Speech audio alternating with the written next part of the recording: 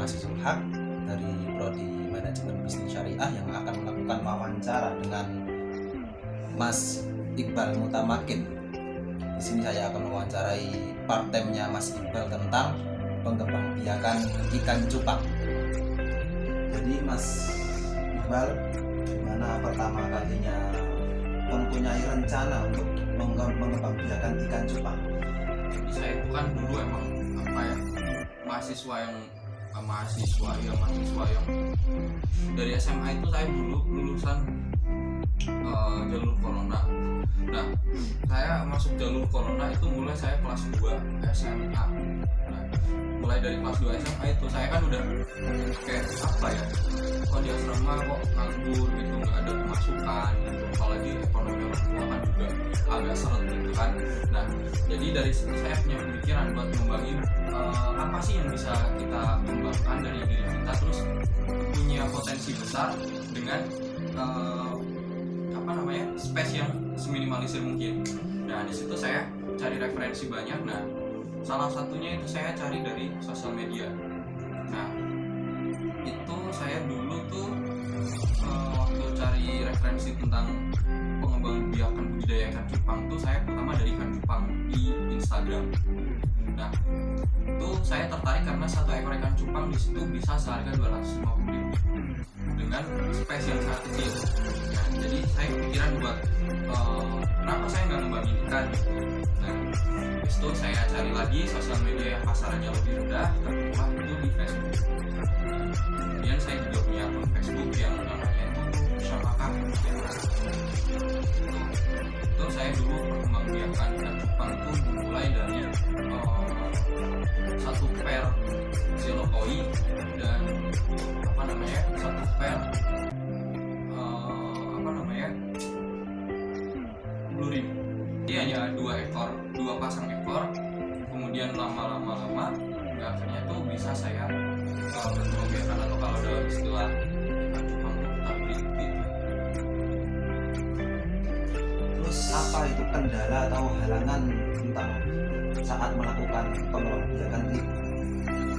Kalau untuk pengembangbiakan tuh sebenarnya kendala itu kalau untuk di ikan cupang karena space-nya kecil ya, itu nggak terlalu banyak yang bisa menjadi kendala secara signifikan sih, karena bisa kita tanggulangi dengan alat-alat yang sebenarnya kita anggap sebagai sampah gitu. Kayak dalam perkembangan ikan cupang itu kan pertama harus kita menyesuaikan pH air dulu. Nah, pH air itu bisa jangan sampai ikan cupang itu airnya terlalu dingin dan juga sampai kepanasan. Nah, untuk menanggulangi dua hal tersebut kita harus pakai daun pisang kering yang biasa kalau orang Jawa tuh cuma dibuang gitu kan. Nah, sebenarnya kalau di dunia percupangan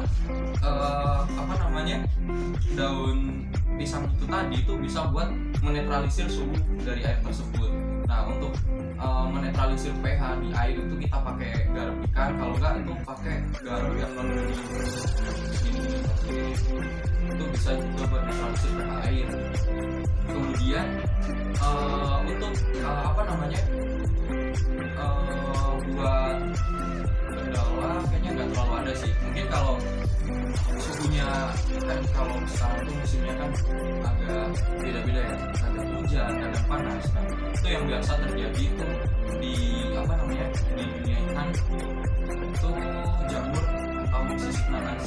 Jadi ikan cupang yang asalnya ramping ntar kayak ngembang gitu gara-gara sisik nanas tadi. Nah, sebelum terjadinya sisik nanas tuh ikan akan kelihatan 1-2 sisiknya itu akan bergerak.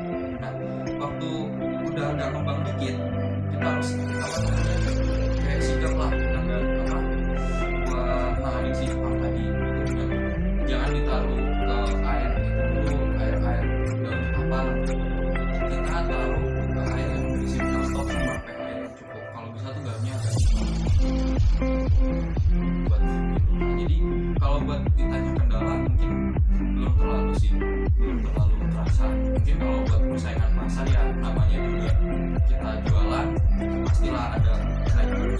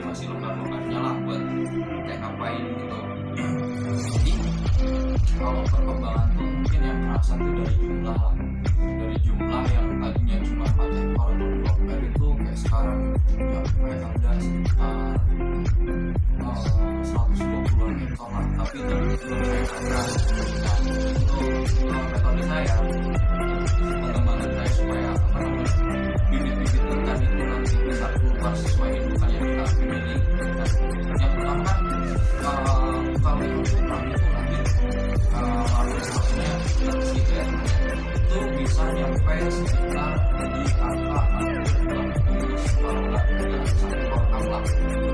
Nah, dan semua itu nanti kan dari fase dia habis terus kan ada fase dia anak kecil atau yang kalau di dunia percupangan itu dinamain dengan istilah burayak. Nah, dari burayak itu nanti ada fase lagi yang namanya dia akan mutasi. Nah, ketika mutasi itu nanti kan ada dia fase selo dulu. Selo itu nanti kan yang tadinya warna biru, hitam, kuning itu nanti warna jadinya transparan. Nah di transparan itu selo, nah habis selo itu masuk ke apa namanya mutasi itu tadi, yang itu tadi ntar itu muncul notolnya lah, terus buat warna aslinya gitu. Soalnya kalau Jepang itu warna asli itu langsung dari kulit, bukan dari sisik gitu. Nah, jadi untuk perkembangan saya yang paling terasa itu mungkin ya dari jumlah itulah, terus buat kayak di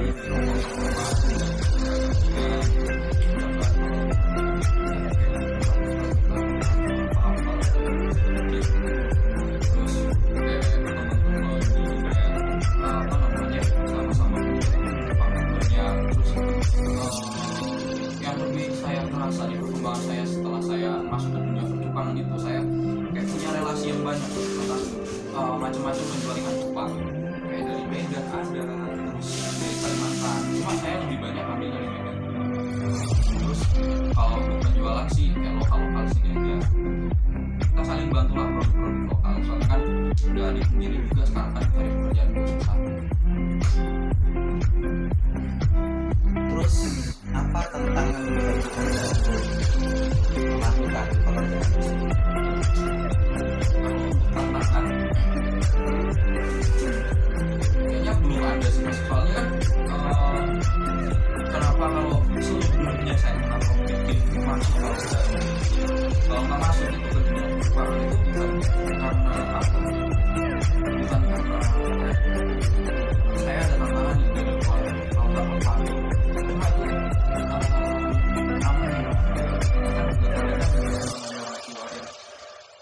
apalagi kemarin waktu COVID itu kan pasti kan lagi terpuruknya, terus apa namanya BBM nya sekarang mahal, apa sekarang mahal gitu kan. Jadi kan emang karena terbentuknya ekonomi, terus kita juga masih muda juga, jadi mau nggak mau kita harus terjun gitu.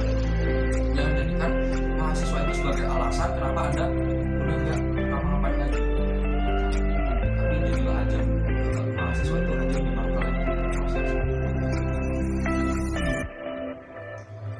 Terus Mas, motivasi Anda itu untuk melakukan pekerjaan ini, sedangkan banyak orang yang seumuran Anda itu banyak yang bekerja malah jadi pengangguran, itu apa?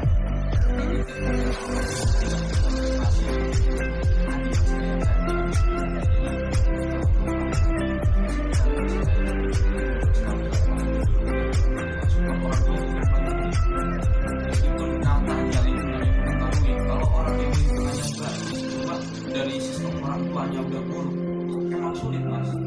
Soalnya emang lingkungan keluarga itu apa ya, kalau dikata tuh keluarga itu adalah hal yang paling intim dalam mencetak jati diri seorang manusia.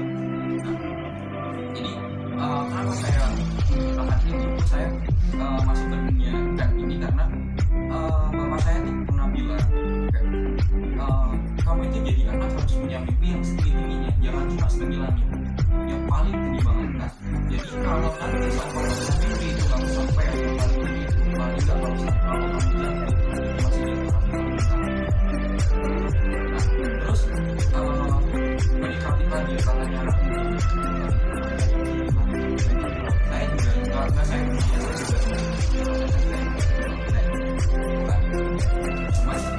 apa namanya dengan kemajuan teknologi semakin besar seperti saat ini, kita optimalkan karena kan negara ini nggak maju kalau generasi mudanya itu masih lembek gitu loh mas. Mas pernah dengar nggak kata-kata Soekarno yang katanya beri aku 1000 orang tua akan mencabut semen dari tangannya, beri aku 10 orang muda maka akan membukakan dunia. Jadi dari situ apa namanya bisa disimpulkan bahwasanya pemuda itu kan agent of change. Makanya muda itu jangan lembek lah. Gimana kita mau mencari dunia kalau kita sendiri aja mungkin. Jadi ya intinya apa ya, kalau pepatah Jawa kan ada tuh sopo yang sebelum upah mau ke mana gitu. Jadi kalau emang kalian mau bikin sesuatu, kalian harus bergerak gitu. Kalau cuma mau berdua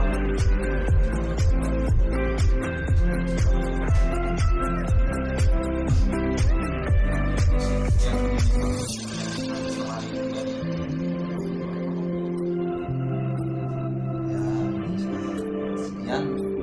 Maaf ya Mas, kita waktu